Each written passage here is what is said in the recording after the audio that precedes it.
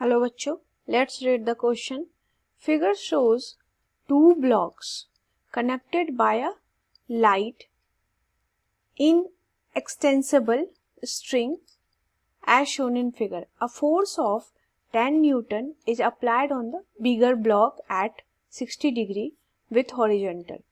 Then the tension in the string connecting the two masses is option 1 5 Newton, option 2 2 Newton, option 3 1 Newton and option 4 3 Newton.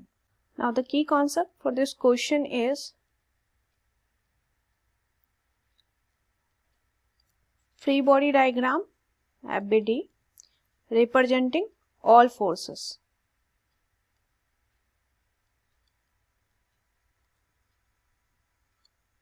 जिसमें हम vector resolution भी use करेंगे. सबसे पहले ये 10 Newton लग रहा है 60 डिग्री पर, तो इसको रिजॉल्व कर देते हैं. तो इसका हॉरिजॉन्टल कंपोनेंट हो जाएगा 10 cos 60 एंड इसका वर्टिकल कंपोनेंट 10 न्यूटन का दैट इज 10 sin 60. नाउ अब ये 10 न्यूटन अप्लाई किया है सिर्फ बिगर ब्लॉक पर, तो सूडो फोर्स लगेगा 2 kg भी ब्लॉक आगे की तरफ जाएगा. तो आपको टेंशन इन द स्ट्रिंग बताना है.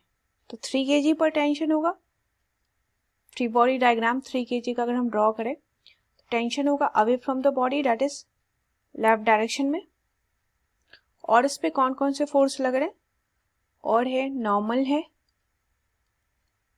अपवर्ड में, डाउनवर्ड में mg दैट इज 3g.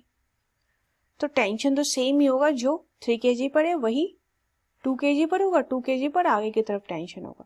तो हम 3 kg के फ्री बॉडी डायग्राम से ही फाइंड कर सकते हैं टेंशन ऑन स्ट्रिंग. सबसे पहले हम सिस्टम का नेट आइसोलेशन देख लेते हैं that is force equal to ma. तो हॉरिजॉन्टल फोर्स कितना काम कर रहा है 10 न्यूटन, इंक्लाइंड है 60 डिग्री पर. तो हॉरिजॉन्टल फोर्स लेंगे. हॉरिजॉन्टल फोर्स है, डायग्राम से देखते हैं, 10 cos 60 that is 10 cos 60 that equal to total mass लेंगे हमें, mass that is 2 + 3 into acceleration. तो यहां से एक्सेलरेशन की वैल्यू हो जाएगी, ये पूरे सिस्टम का एक्सेलरेशन है 10 इंटू cos 60 1/2 डिवाइड बाय 5. तो हो जाएगा 5 से 5 कैंसिल, तो 1 मीटर पर सेकेंड स्क्वायर.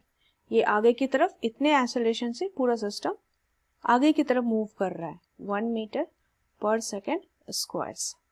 नाउ अब नेट फोर्स हम इक्वेट कर देंगे. तो ऑन 3 kg ब्लॉक पे अगर हम देखें, हमें टेंशन की वैल्यू चाहिए, तो ये हॉरिजॉन्टल फोर्स से ही फाइंड आउट हो जाएगा. Vertical force that is normal and mg इसकी जरूरत नहीं पड़ने वाली है.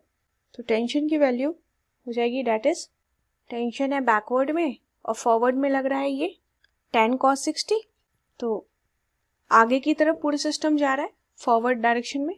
तो फॉरवर्ड डायरेक्शन में सिस्टम जा रहा है, तो force that is ma 3 into a that equal to net force equal to ma that equal to 10 cos 60 horizontal force minus tension backward direction में.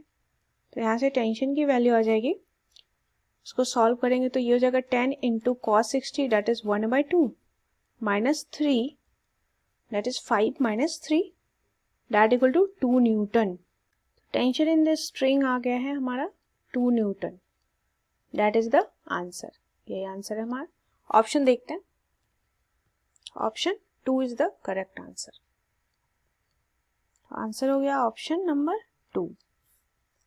इस क्वेश्चन में की कॉन्सेप्ट हमने देखा, जस्ट एफबीडी ड्रॉ किया है 3 kg का फ्री बॉडी डायग्राम.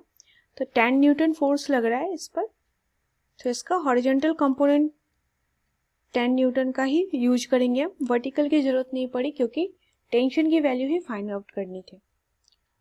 तो यहाँ से देख सकते हैं 3 kg पर अगर हम फोर्सेस देखते हैं तो that is net force ma यहाँ से इसके पहले हमने आइसोलेशन की वैल्यू फाइंड आउट कर ली है। पूरी सिस्टम का आइसोलेशन है 1 मीटर पर सेकेंड स्क्वायर फॉरवर्ड डायरेक्शन में। तो यहाँ से इसको इक्वेट कर दिया है नेट फोर्स को, तो टेंशन की वैल्यू हो जाएगी 2 न्यूटन, जो हमारा ऑप्शन नंबर 2 करेक्ट है। I hope you understood it well. Best of luck.